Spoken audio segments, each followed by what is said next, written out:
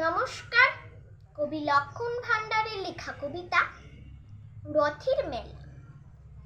গায়ের মাঠে বসেছে আজ রথযাত্রার মেলা।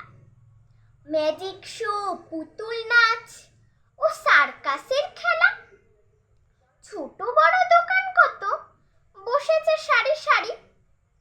হরেক মাল পাঁচ শিকে ডাকছে গলা ছাড়ি। তেলে ভাজা, ফুলুরি ও সন্দেশের দোকান। মাইকের বিকট চিৎকারে ঝালাপালা কান। 5 আনায় কেনা পুতুল ও 3 আনায় বাঁশি। তার চাইতেও বেশি দামি শিশুর মুখের হাসি। হাসির চেয়েও কান্না দামি আজকে রথের মেলায়। মেলায় গিয়ে খেলনা কেনার পয়সা যাদের নাই, দাওয়ায় বসে কাঁদছে খুকি আজকে সারা বেলা।